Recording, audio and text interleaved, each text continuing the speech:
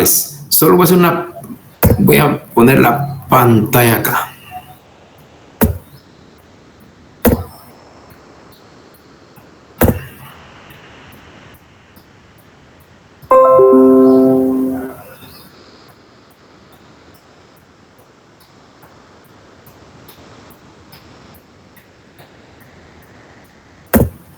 Bien, no sé si logran ver la pantalla. Sí, licenciado. Okay. Como esto yo se los trasladé a ustedes para que le sacaran fotocopia. Esta es una guía. Como les manejé, una pequeña guía, una guía que ustedes obviamente pueden profundizarla, pueden mejorarla, pueden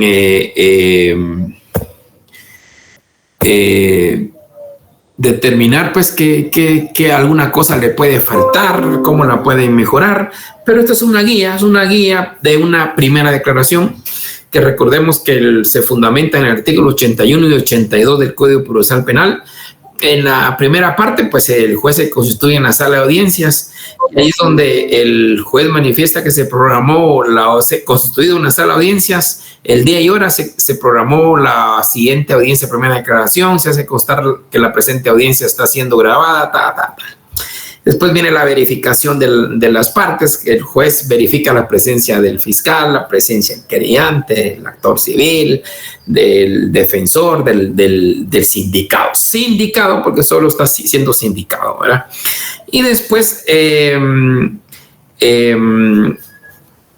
dan las advertencias preliminares que son muy importantes, donde el juez le advierte que el objeto de esta audiencia, recordemos que estamos hablando muchas veces con personas que es primera vez que tienen estos problemas, desconocen mucho el desarrollo y el por qué lo llevan con el juez. Entonces el juez le tiene que hacer saber el objeto del cual es la audiencia, y después le manifiestas garantías constitucionales que él no está obligado a declarar ni contra nadie, y que si declara no le va a afectar, y si no declara no le va a afectar en absoluto el desarrollo de todo el proceso. Dentro del desarrollo de la audiencia, pues ahí entramos ya a lo que es el artículo 81 de su Código Procesal Penal. El 81 nos señala todas las preguntas que hay que hacerle al sujeto para individualizarlo, para que ya el proceso ya subsuma directamente con palabras de él todas esas preguntas que se establecen en el artículo 81 de su Código Procesal Penal. Y después viene lo que es la imputación. Si nosotros miramos el artículo 82 del Código Procesal Penal, y yo se los dije la vez pasada, y habla de intimación. Es una situación, no es correcta la intimación, porque la imputación es lo que le corresponde al fiscal. El fiscal le hace saber al sujeto, le pone al sujeto y al defensor el conocimiento del hecho por el cual está queriendo ser vinculado a un proceso penal. Entonces, esa es la imputación. Dentro de la imputación, vamos a ver de un momento, existen tres fases. Una fáctica, que son los hechos; una probatoria, que son las evidencias que se tengan, los elementos que se tengan, porque esos elementos fundamentalmente tienen su finalidad es provocar en la mente del juzgador la probabilidad, porque aquí no se juega ni con certeza negativa ni con duda. Cuando hay duda, o no digamos certeza negativa, ahí lo que procede es la falta de mérito. Entonces, si el fiscal lleva a cabo una imputación, es porque tiene fundamentos racionales que hagan creer que la persona sí participó en el hecho que se les indica. Entonces tiene que convencer al juez, y ahí viene con base en las pruebas, con base en las evidencias, el fiscal se hace una idea de cómo fueron los hechos. Entonces, en toda imputación hay una base fáctica, una base probatoria donde están los elementos y una base jurídica. Esto es diferente a la intimación. La intimación se debe de entender no como imputación, porque la imputación la hace el fiscal, pone en conocimiento los hechos por los cuales, de los hechos que se tienen, y se establece la posibilidad de participación del sujeto imputado. La intimación es el acercamiento, es un acercamiento que el juez hace de los hechos imputados al sindicado o al imputado ya en este caso. Es lo que dice el 9. Se le consulta, el juez le consulta al imputado si entendió, si comprendió la imputación. Hay unos juzgadores, creo que con mucha más humanidad, es que después de escuchar la imputación del fiscal, como el fiscal hace uso de herramientas legales, de terminología jurídica a veces muy profunda, entonces a veces el juzgador se toma la tarea de acercarle esos hechos jurídicos, ese tecnicismo jurídico al imputado. El fiscal le hace valer determinados hechos con un tecnicismo de abogado. Entonces viene el juez y ya con palabras sencillas le dice al imputado: señor imputado, tal como hace valer el Ministerio Público, a usted se les indica, se les señala, se cree que usted participó en una sustracción de dinero de tanta cantidad al banco. ¿Comprendió usted el hecho? Sí, señor juez. Esa es intimación. Acercarle toda esa parafernalia jurídica a un hecho más entendible al imputado. Eso es intimación. Lamentablemente, el que redactó esto creo que confunde lo que es imputación e intimación. Imputación la ejerce el fiscal. Imputa, señala los hechos. El juez intima, le acerca los hechos imputados al imputado, al procesado. Entonces, volviendo al tema de la imputación, está la base fáctica de la imputación, donde señalan ya los hechos, todos los hechos comentados, pero también está la base probatoria, donde están esas evidencias. Y al final, lo jurídico puede ser, ahí ustedes pueden jugar primero los hechos, después lo jurídico, después lo probatorio, o primero los hechos, después lo probatorio, después lo jurídico. Es una cuestión de cómo querer realizar la imputación. Pero lo importante acá es que solo deben de señalar evidencias y llevarle al juzgador evidencias documentadas hasta ahí. Pero no van a llevar los testigos, no van a llevar los camiones, no va a llegar lo que nos tenemos acostumbrados de escuchar toda la interceptación de las comunicaciones. Esto no es debate, como ya se los he dicho en múltiples oportunidades. La primera declaración no es un debate. La primera declaración no es de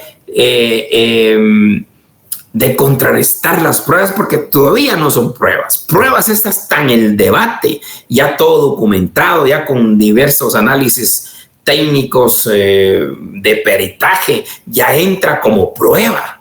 En esta primera declaración nada que ver. Lo que pasa es que nos tienen mal acostumbrados a escuchar después de los hechos.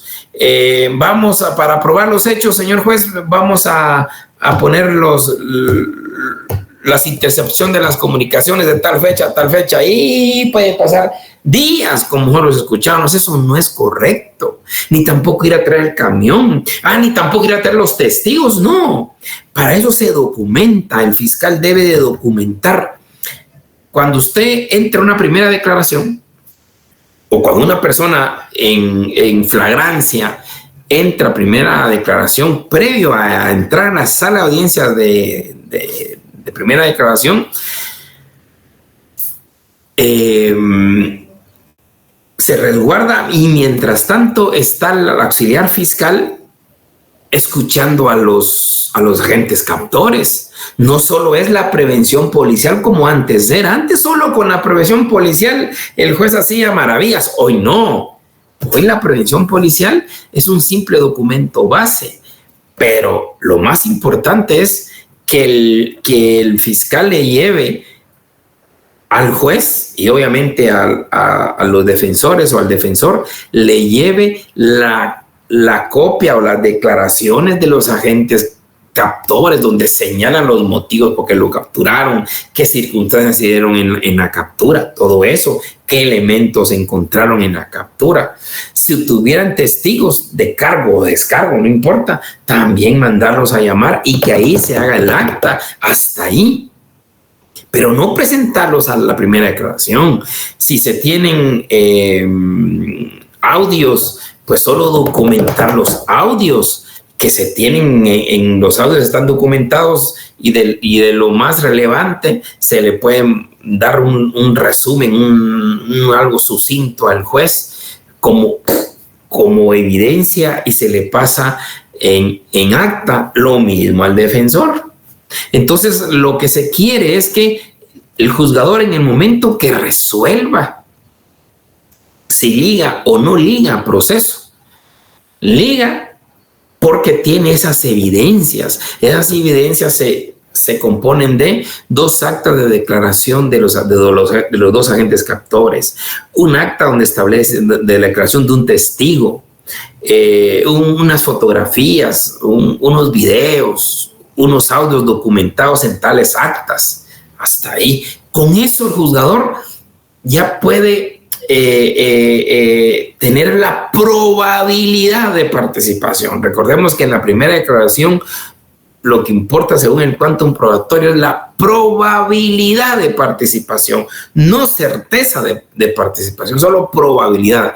Ya usted, como juzgador, le presentan la prevención policial, le presentan la declaración de inocentes captores, le presentan una declaración de un testigo, le presentan un álbum por ahí, perdóneme. Ya con eso usted tiene cierta probabilidad de que el sujeto sí participó en el hecho que la fiscalía le imputa. Y después de la imputación, pues ya como manifesté, el juez le pregunta si comprendió la imputación. Ahí viene el tema de la intimación. Y después le pregunta si quiere declarar o abstenerse de declarar, que si se abstiene de declarar, esto no va a ocasionarle ningún perjuicio durante el proceso. Eso es lo que hay que recordárselo siempre. Entonces es ahí donde él decide si declara o no declara. Ahí ya viene la estrategia de la defensa. En muchas ocasiones se recomienda que no declaren porque no tiene no suma. Al contrario, puede restar, porque si declara un imputado, del momento en que declara, ya empieza la interrogación. Salvo hay cosas, hay circunstancias que sí ameritan que declaren. Por ejemplo, cuando el imputado está claro que él nada que ver y quiere expresarse libremente, pues lo puede hacer. Por ejemplo, un muchacho que le agarró la tarde por estar yendo a ver a su novia, y cuando sintió eran las 11:30, y entonces sale corriendo porque tiene que llegar temprano a su casa y ya a altas horas de la noche, y resulta que por andar corriendo lo detiene una patrulla. Y en ese momento, pues la patrulla, en sus famosas negociaciones, ustedes ya sabrán, pues le dejan ahí una bolsa de crack o lo que sea, y por eso lo detienen. Imagínense, en ese momento el muchacho debe estar explotando de rabia porque eso jamás fue así. Entonces, es ahí donde también es importante el aspecto psicológico del juez, porque ahí lo que se quiere es convencer al juez. En el caso de la defensa, pues certeza negativa, y en el caso del MP, pues esa probabilidad de participación. Y después ya viene todo aquello que hemos criticado, las partes que se componen la primera declaración, que no lo digo yo, eso lo exige el artículo 82 a raíz de una reforma. Y después el juez le da la palabra a cada una de las partes para ver si determinan ligarlo o no ligarlo al proceso. Cada una de las partes tendrá su exposición del por qué es necesario ligarlo, porque en la imputación quedó manifiesto tales evidencias, y hoy, pues en este momento, después de escuchar al procesado, coincide exactamente con las evidencias, por lo que se solicita al señor juez que se liga al proceso al señor Foro Natal. Viene la defensa a decir que no, porque se necesita una contradicción, las actas aquí no están correctas, cualquier cosa, ¿no? Y después el juez tiene que decidir si lo liga o no lo liga a proceso. Si no lo liga a proceso, pues ahí termina la primera declaración, ¿no? Ahí termina, es una falta de mérito, porque ahí hubo una certeza negativa, entonces lo liga a proceso. Ahora, si lo liga a proceso, se viene la otra fase para ver si se otorga una medida sustitutiva o no. Recordemos que las medidas sustitutivas tenemos en el 264 un listado de delitos que no se puede otorgar por ninguna forma una medida sustitutiva. Hoy día han habido ciertos jueces y ciertas salas valientes, muy valientes, porque en esos delitos donde el legislador le prohibió al juzgador medidas sustitutivas, cosas que no debe ser así, hay unos jueces y unas salas que están otorgando medidas sustitutivas por razones de humanidad, lo que platicamos el jueves pasado, por razones de humanidad. Y eso me parece bien, porque una persona ya con enfermedad terminal o con una avanzada edad, ya no están pensando en, imagínense, los fines del derecho penal, los fines de la pena. El artículo 19 de la Constitución ya no tiene razón, y tampoco el mismo proceso penal, porque se supone que lo que tiene que evitar para no darle una medida sustitutiva es peligro de fuga, o la obstaculización a la investigación. Y recordemos que a esa etapa lo que menos quieren es entrometerse en esto. Ellos más quieren entrometerse para sí mismos, para sobrevivir, y no digamos como fines de la pena y fines de derecho penal. Recordemos que es eminentemente preventivo, ahí entra la prevención especial, y ya un sujeto en esas situaciones ya no produce ningún efecto en la pena. ¿Hasta qué punto puede ser necesaria la pena? Pero por razones de humanidad me parece genial, y no digamos aquella sentencia famosa que les mencioné de México, donde ya la Corte Interamericana de Derechos Humanos tiene prohibido que existan penas, que existan prisiones preventivas oficiosas, que espero que más temprano que tarde ya Guatemala haga eco de esa sentencia, que es muy importante, porque debe ser el juez el único. Aquí, para eso está este debate para debatir si es necesaria una prisión preventiva o no. Pero aquellas que tienen ya la prisión preventiva oficiosa, la prisión preventiva legal, ya no tiene razón de ser este debate, ¿verdad? Porque ¿para qué? Si tiene prohibido directamente por el legislador. Pero ahí está en el Código Procesal Penal esas 3 etapas, y al final, después de la discusión, viene el juez y tiene que ver resuélvese una medida sustitutiva o no hay medida sustitutiva. Después, otra vez la participación de las partes para ver si el plazo para la investigación y ahí la resolución del juez. Lo interesante de esto es que de una vez queda fijado la fecha de los actos, del acto conclusivo que debe presentar el fiscal, y de una vez día y hora para la audiencia en la fase intermedia. Eso me parece genial, eso sí me parece genial. Pero, como ya se los he repetido, una audiencia primera declaración debe ser lo más sencillo, no sin tanto formalismo, que a la larga afecta enormemente el proceso, el diligenciamiento del proceso. Pero bueno, es lo que tenemos y es lo que tenemos que hacer. Y por eso les presento un bosquejo de lo que puede darse una primera declaración. Ustedes pueden mejorarla, ustedes pueden desarrollarla como ustedes quieran. Después finaliza la audiencia y de una vez les coloqué esto, ya se los trasladé en fotocopia el jueves pasado como una guía. Esto es una guía. Después ya se tiene la guía de resoluciones, que eso el que es juez lo tendrá que resolver oralmente en cada una de las etapas. Se liga a proceso penal. Ahí está una base. Perdón, jóvenes. Una base. Perdón. Salud. Perdón. Una base para ligarlo a proceso penal, una base para la resolución de unas medidas sustitutivas.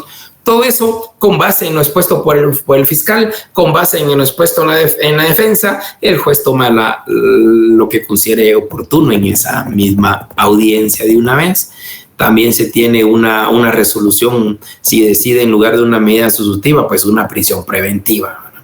O una base, una resolución ya también en la parte final del plazo para la investigación. O sea, cada uno de los tres pasos de la primera declaración tiene que emitirse una resolución. Vuelvo a insistir, esto es una base. Ustedes la pueden ampliar, ustedes se pueden dar un paquetón porque hay jueces de jueces, hay jueces que les encanta el espectáculo, hay jueces que les gusta hablar fuerte, hay otros jueces más recatados, de todo hay, como dicen en la viña del Señor, pero son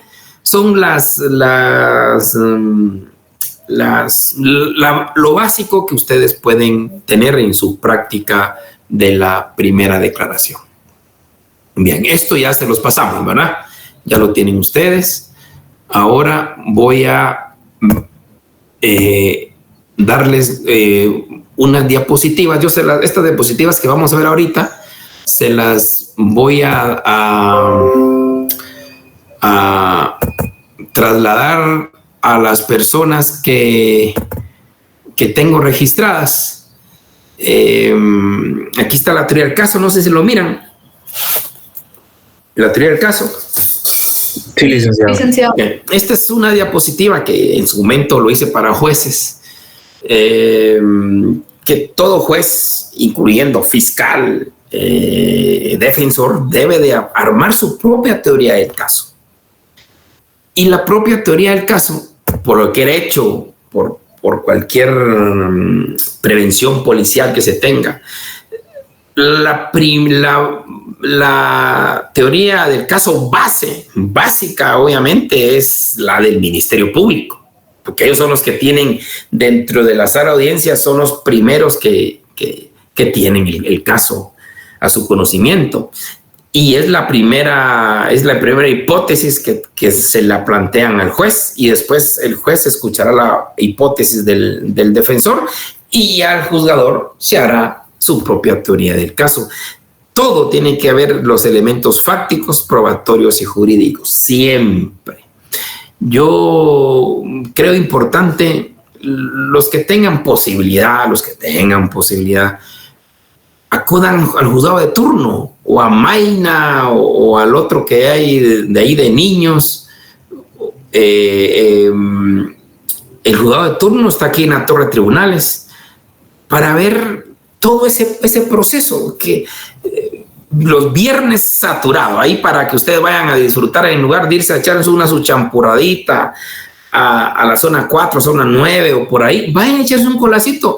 Y si van con su novia o novio, pues mejor váyanse, mírate, vamos a conocer el juego de turno. Ustedes como son estudiantes pueden ingresar sin ningún problema, vayan a ver lo que es el juzgado de turno y ahí van a ver una primera declaración y van a ver cómo es que el fiscal, después que la persona entra, y los fichajes que hace la Policía Nacional, después los agentes captores tienen que acudir al MP, que ahí está todo concentrado, ahí está una agencia del MP, la agencia de primeras declaraciones, y ahí es donde le van a tomar la declaración a los agentes captores.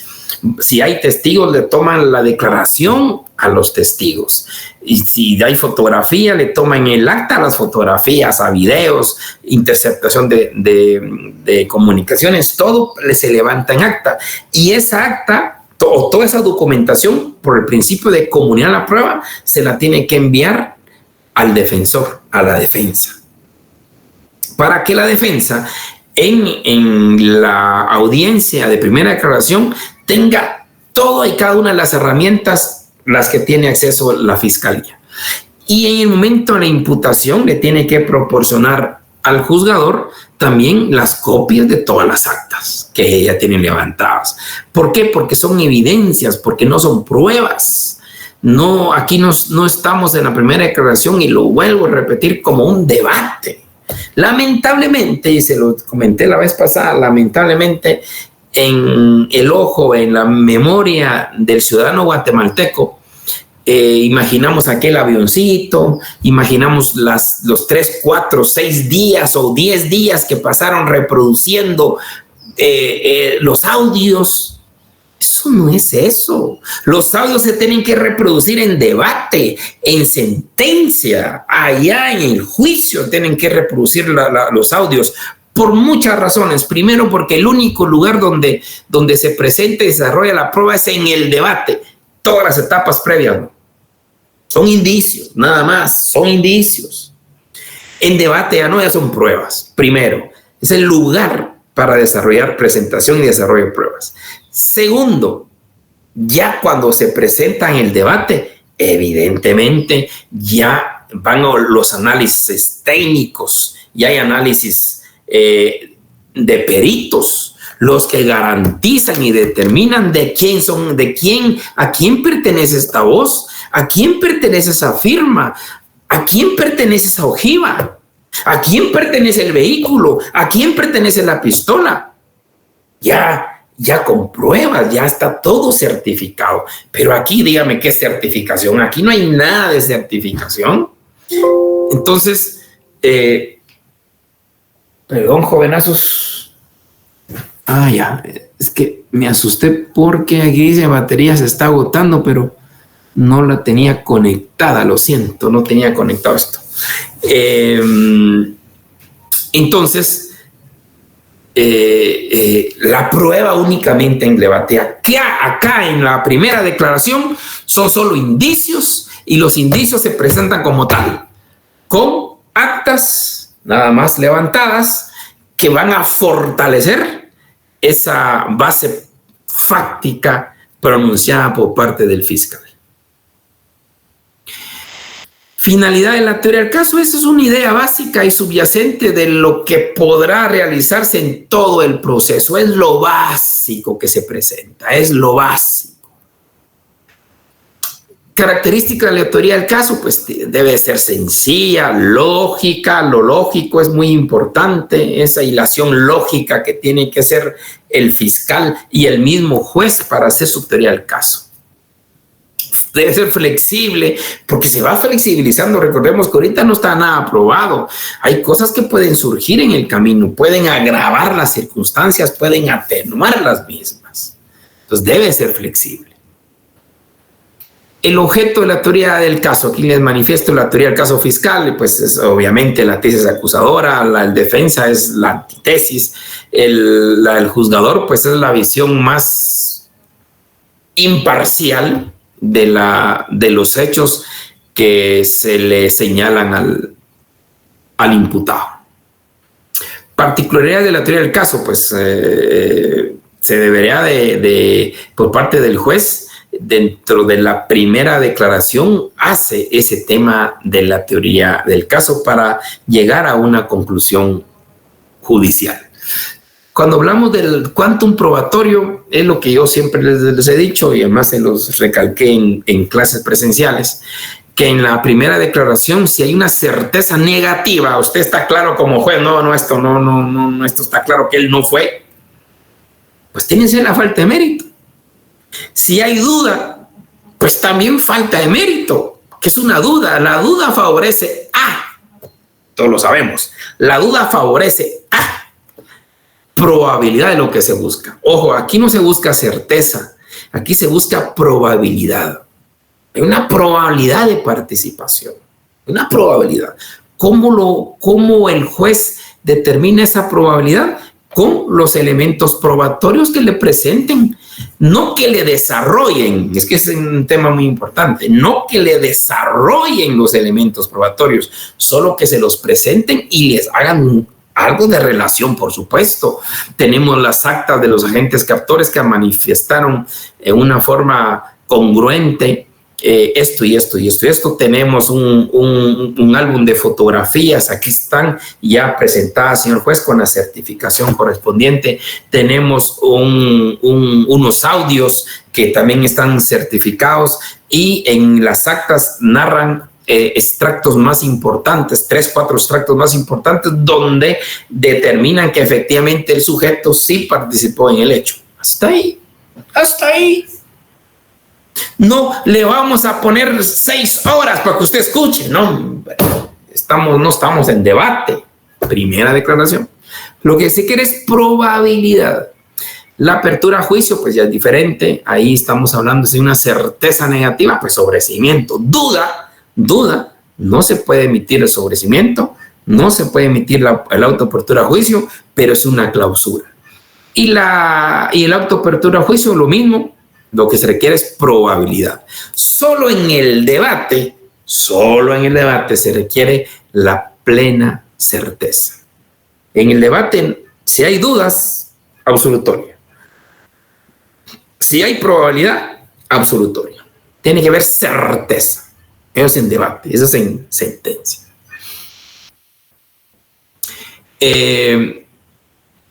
Y aquí pues ya lo hemos dicho, como la base de la teoría del caso, el juez puede determinar, no solo ligar a procesos, sino también emitir una medida sustitutiva o una prisión preventiva. Ya hablamos sobre la medida sustitutiva y la prisión preventiva. Pues lo que hemos dicho, cómo elaborar la teoría del caso, aquí hay un cuadrito de aquellas famosas preguntas de quién, a quién, cuándo, dónde, cómo y por qué. Entonces, esto es importante tener ahí las preguntas para realizar esa estructura fáctica de esas 6 preguntas. ¿Quién? Pues ¿quién es el sujeto activo? ¿A quién? Pues ¿quién es el sujeto pasivo? ¿Cuándo? Pues ahí los mismos agentes captores o la prevención policial lo dice. ¿Dónde? Pues también cómo es ya el análisis de la tipología y el por qué es el dolo que se pueda tener en relación a la persona. La estructura probatoria, pues ya dijimos, son los elementos de investigación, y la estructura jurídica, pues ya es lo clásico, la teoría jurídica del delito. Ese es el cuadro que también ya se los pasé. Y estas diapositivas yo se las voy a trasladar a los compañeritos que tengo aquí registrados para que ellos nos tengan el favor de trasladárselos a ustedes. Aquí hay una práctica de un caso concreto. Esta la usaba estrictamente para los jueces de primera instancia en los juzgados de turno. Y esta es una prevención policial sencilla, que de verdad que hay la inmensa cantidad de procesos que ustedes pueden ver, y por eso los invito a que vayan a la torre de tribunales. En lugar de irse al cine, mejor vayan a disfrutar el tema ahí, porque es una cosa de la vida real. Realmente son las prevenciones policiales. Y en este caso se trata de una persona que lo interceptaron porque andaba con una arma sin la legalidad correspondiente. Y ahí viene la estructura fáctica, los hechos que sale exactamente de la propia prevención policial, Entonces, ahí está la estructura fáctica, la probatoria, pues el acta de declaración de los captores, el acta de declaración de los testigos si hay, inspección ocultar del arma, la declaración del imputado, pues en un momento dado, no como en el, porque puede ser que el imputado en la propia declaración acepte los hechos, puede hacer. La estructura jurídica, los elementos objetivos, elementos subjetivos, ya ustedes esto lo saben mucho más que yo porque es puramente derecho penal. El tipo penal tiene sus elementos objetivos y elementos subjetivos. Y con eso ya usted determina qué delito, dónde está encuadrada esa conducta. La importancia del ámbito probatorio es tenerle una base al juzgador que esta persona sí tiene probabilidad de haber participado en el hecho. Aquí está el cuadrito de aquellas famosas quién, a quién, dónde, cuándo, cómo y por qué. Esto es importante en un caso concreto que ustedes tengan, responder esas 6 preguntas. Con eso ustedes arman su imputación, con eso la arman. Y hablando de la imputación, tenemos acá una donde ustedes, por ejemplo, como ya dijimos, es poner el conocimiento de los hechos al sujeto. La imputación debe ser expresa, concreta, clara.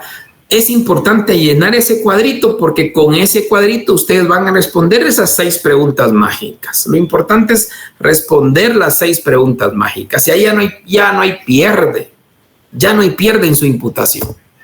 Ahí está lo que hemos hablado, la base fáctica de la imputación, las 6 preguntas que hay que responder para formalizar lo fáctico. La base probatoria, pues tiene usted ¿qué elementos tiene? Muchos, de hecho, hasta en el propio debate, se da que hasta en el propio debate solo se tiene como prueba la declaración de los agentes captores. Eso suele pasar. Porque a veces, como es en flagrancia, a veces no se tienen más elementos. Hoy día, pues tenemos cámaras, ya la población está un poco más animada a pedir justicia. Ya hay unos métodos especiales para protección a testigos. Entonces todo eso ayuda a que la población se vaya inmiscuyendo y buscando justicia. La base jurídica de la imputación pues ya es estrictamente el derecho penal. Pasos previos a la imputación, es lo que yo les decía. Los que tengan posibilidad de ir a un juzgado de turno, vayan. Ustedes son estudiantes de derecho y los dejan entrar sin ningún problema. Van a ver todo ese encaminado desde que una persona ingresa, lo ficha a la policía, le hacen ahí la prevención policial y después se la pasan al Ministerio Público. El Ministerio Público llama a los agentes captores, el Ministerio Público les levanta un acta donde ellos declaran a quién capturaron, cómo lo capturaron, por qué lo capturaron, lo que le va a servir para realizar su imputación. Ustedes pueden ver todo esto. Y después, ya cuando tengan todos los elementos, el propio fiscal le manda al defensor, ya sea de oficio o al defensor privado, todo lo que ellos pudieron recabar antes de la primera declaración. Por eso se llama pasos previos a la imputación. Y ya cuando están listos, entonces el juez ya señala hora para la primera declaración y se presentan a la audiencia. Y el fiscal pues tiene preparada ya su imputación. Muchas veces el fiscal lee la imputación. Mucha gente puede criticar esto, pero de verdad no es fácil el trabajo. Por eso es importante que vayan. No es fácil el trabajo, es un problema enorme, máximo cuando llega uno, llega otro, llegan 3, llegan 4, llegan 5. El poder fiscal y tienen que tomarles la declaración a los agentes captores. No es fácil, pero interesante ir a verlo, no solo por toda la concentración institucional que existe en el juzgado de turno, sino que también ese dinamismo que les estoy comentando, que se da, ese flujo. Y el juez, pues ya en la audiencia correspondiente decidirá ligar o no ligar el proceso a las personas. Pero estos son los pasos previos que tiene que hacer el fiscal. No es fácil, la tarea del fiscal es lo más difícil. Un día de estos estuvimos dialogando con algunos colegas, haciéndole conciencia que lo más difícil es ser fiscal, porque se parte de cero. De la nada. Usted como fiscal le dice, mira, hay un muerto ahí. Hay cámaras, no. Hay testigos, no. ¿Cómo le hago para iniciar con algo? Ahí está lo más fácil. Hay un muerto, ahí está su cédula, ahí está bien, o su DPI, ahí está. Hay unos casquillos, sangre. Más, no hay nada. Qué difícil, ¿verdad? Qué difícil empezar de cero. Es lo más complicado. Entonces, pero es bonito. Yo realmente los invito de corazón, en lugar de ir al cine, ir ahí a pasear por ahí, váyanse a hacer un colacito a la ciudad de turno. Váyanse, de verdad, les va a encantar y van a apreciar ese trabajo que no es sencillo. Y además es parte de lo que ustedes pretenden un día hacer. Aquí pues viene ya el desarrollo, lo que hablamos y viene la fase práctica de la imputación. Pues el encabezado que yo se los proporcioné el día jueves, el encabezado que realmente es lo que se maneja el Ministerio Público con base en el artículo 151 de la Constitución, se ejerce la acción penal, y después ya viene lo que es la base fáctica. El señor fulano de tal, quién, cuándo, dónde, cómo y por qué. Ahí está la base fáctica. Esta es su imputación. La base jurídica, pues ya el tipo penal correspondiente, y la base probatoria, qué elementos tienen para probar esos hechos que anteriormente se le indicaron. Eso es la imputación. Recordemos que la primera declaración tiene 3 fases. La imputación, y después ver, ligar o no ligar a la persona, después discutir medidas de coerción, y por último el plazo. Para mí es demasiado formalismo, pero es lo que está. Aquí no les puedo enseñar otra cosa. Me gustaría que estuviéramos en otro país para decir, miren, la imputación se tarda en 3, 4 minutos, 5 minutos, como debe de ser, pero no. Aquí tenemos una imputación demasiado formal, una primera declaración demasiado formal, pero demasiado formal. Quizás la imputación no, sino que es toda la audiencia, primera declaración, con una formalidad que de verdad está hecha para casos pequeñitos, para casos individuales, pero no para más allá. Y la conclusión de la imputación: con base en el anterior, esta fiscalía solicita que se liga al señor por el delito de tal. Anteriormente, antes de la reforma 2010, con esta imputación era suficiente porque ya no había más pasos. Después el interrogatorio de la persona, y después la discusión de ligar o no ligar el proceso. Hasta ahí. Hoy no, tenemos dos fases más. Ahora mismo, no sé si hay un comentario por ahí, compañeros, por favor, y pasamos a un video que les traigo de la imputación. Un video interesante, que es corta, es concreta, que eso es lo importante, una imputación concreta. Sí, doña Rosa, cuénteme. Licenciado, buenas tardes. Tal vez mi pregunta sea algo tonta, pero se la voy a hacer. No. Aquí dijimos, aquí no hay preguntas. Okay.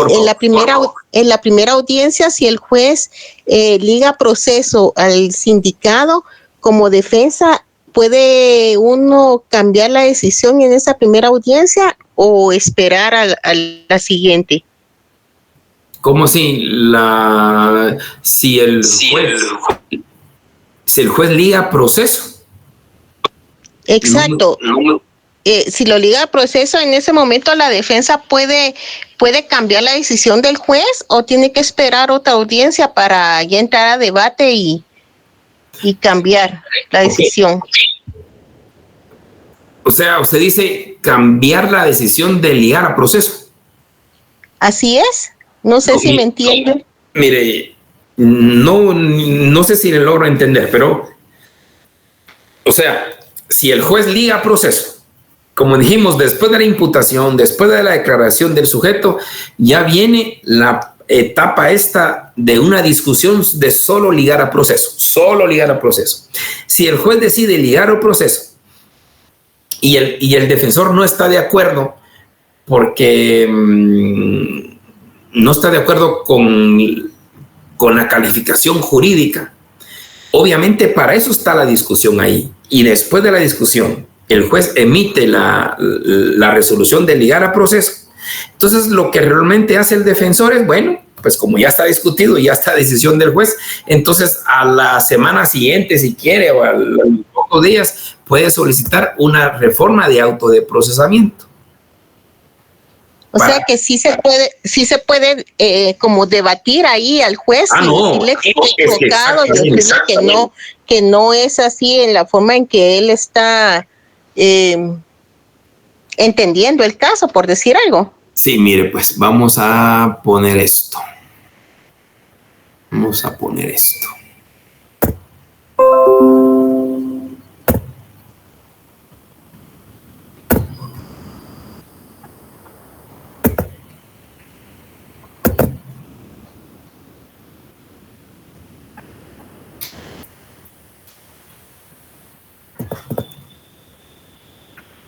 Desarrollo de la audiencia, individual del sindicado, dice imputación. Entonces, después de la imputación, después de la aclaración del imputado, el punto 14 dice peticiones sobre ligamiento a proceso. Aquí el juez les otorga la palabra a las partes procesales. El fiscal del Ministerio Público hará la petición que considere oportuna, donde el Ministerio Público ahí señala, con base en lo expresado, señor juez, en la imputación y por lo declarado por el imputado, señor juez tal, con esta representación considera oportuno ligar a proceso a la persona toda vez que se dan las circunstancias del tipo penal, además de todas las evidencias presentadas, tales como tal y tal y tal. Entonces consideramos, señor juez, que se le debe de ligar al proceso al señor fundamental porque existe esa probabilidad de participación. Bien, entonces después el juez le da la palabra al defensor.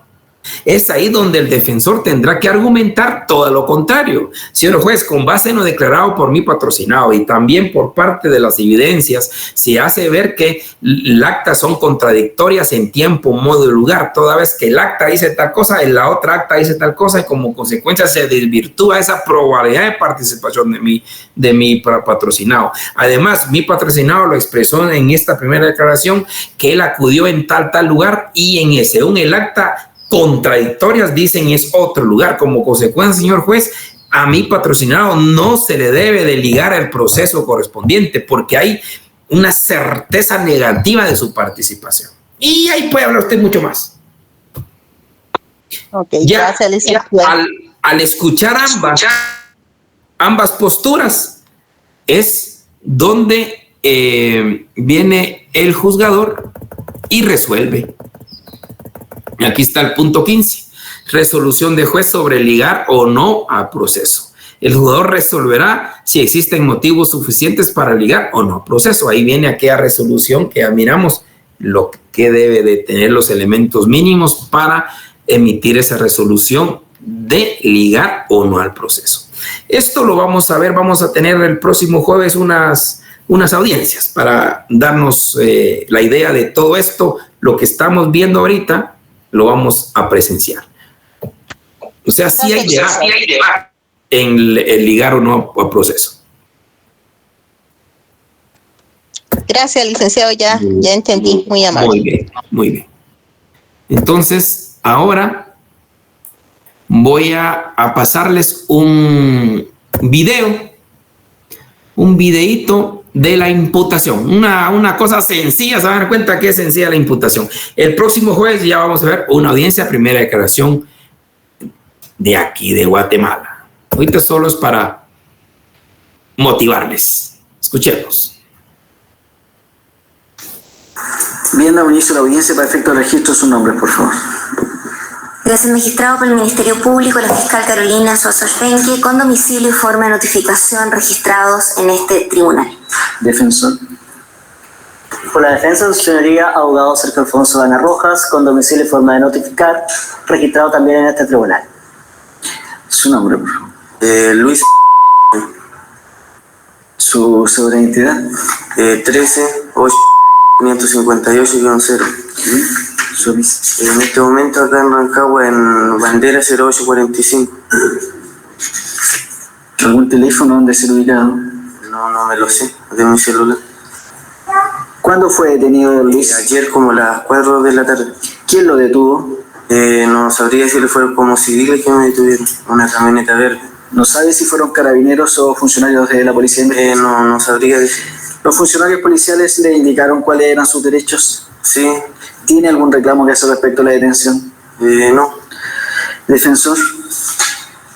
Estamos claros, su señoría, respecto a las circunstancias de la detención, por lo tanto no vamos a formular objeción respecto a la misma. Fiscal. Gracias, su señoría. El Ministerio Público va a proceder a formalizar la investigación. El Ministerio Público comunica a don Luis Adriano Sandomar, es chileno, cédula nacional de identidad número 13.801.0, dependiente, domicilio en Pasaje Bandera, número 0845, población Abanderado y Vieta, comuna de Rancagua, que actualmente se desarrolla una investigación criminal en su contra en virtud de los siguientes hechos. A fines del mes de julio y durante el mes de agosto del año 2004, en al menos 4 oportunidades en días distintos, el imputado, antes individualizado, aprovechando la circunstancia de ser vecino de la menor de iniciales CDCB, de entonces 12 años de edad, y bajo la apariencia de una relación sentimental con ella, encontrándose en la plazuela René Schneider, ubicada en el sector de Copas de Agua de la ciudad de Rancagua, accedió carnalmente por vía vaginal en reiteradas oportunidades a esta víctima, no obstante que la niña le pedía que no lo hiciera por dolor, y resultando de estos accesos carnales el embarazo de la menor, con actuales aproximados 5 meses de gestación, que en conocimiento del imputado por parte de la misma niña le propuso a esta realizarse un aborto, exigiéndole que no revelara la paternidad del ser que está por nacer. Tales hechos son constitutivos del delito de violación previsto y sancionado en el artículo 362 del Código Penal, hechos respecto de los cuales el imputado participó en calidad de autor. Don Luis, ¿entendió los hechos que acaba de relatar la fiscal? Sí. Fiscal. El Ministerio Público solicita se decrete la medida cautelar de prisión preventiva respecto del imputado en atención a que a la fecha existen antecedentes suficientes que permiten acreditar tanto la existencia del delito como la participación del imputado en los mismos. Tales antecedentes son, en primer término, el parte policial de Carabineros de Chile de fecha 2 de enero del presente año, en que consta la denuncia efectuada por la hermana de la víctima, quien indicó a su hermana lo que estaba ocurriendo solo cuando ya el embarazo.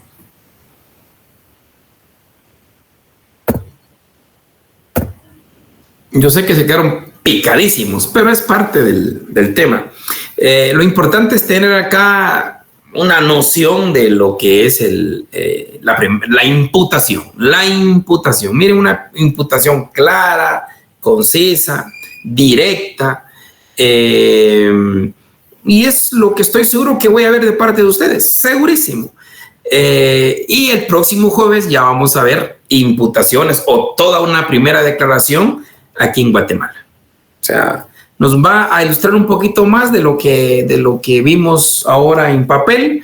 Vamos a verlo ya en vivo y a todo color en una audiencia formal sobre la primera declaración, y vamos a ver imputación, vamos a ver discusión sobre el ligar o no proceso, la medida sustitutiva y el plazo correspondiente. Bien, compañeritos, nos seguimos viendo entonces el próximo jueves. Doña Darling, cuénteme. Hola, Lic, buenas tardes. ¿Sí? Una pregunta, licenciado, pero acerca del parcial. Ajá.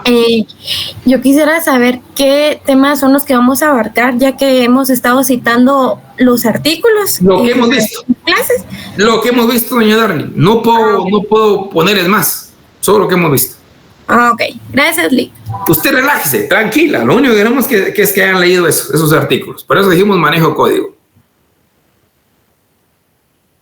Doña Gabriela, cuénteme. Buenas tardes, licenciado. Disculpe, ¿nos podría indicar cuándo sería que iniciamos con las audiencias de los grupos? Es que mi grupo es el número 1, entonces para organizar. Doña Gabriela, que yo lo dije el jueves, que iba a ser despuesito del parcial, les dije. Ah, perfecto, muchas gracias. Se los dije. Bueno, don Efraín, cuénteme. Licenciado, buenas tardes. Con una consulta sobre el video. En se le preguntaba al imputado si él entendía lo que la fiscal le había indicado. De ser negativa la respuesta de ¿quién se lo tendría que haber explicado? Se lo vuelve, o sea, ahí es el juez, ahí es la intimación. Ahí entra la intimación del juez. Ahí es donde el juez le dice, bueno, ok, se lo voy a manifestar en palabras más sencillas. Esto y esto y esto. ¿Entendió? Entiendo. Muchas gracias, licenciado. Doña Vivian, cuénteme. Hola, Lic, disculpe, ¿para el examen nos va a dejar usar código? Nada, ¿cómo? Imposible. No. No se preocupen, hombre. Nos miramos el jueves. Se cuidan. Hoy no va a dormir doña Vivian. Feliz tarde, licenciado. Feliz tarde. No solo ella. Bye. No se preocupen, hombre. Ustedes son pilas, hombre. Son pilas, yo sé. Se cuidan. A la orden.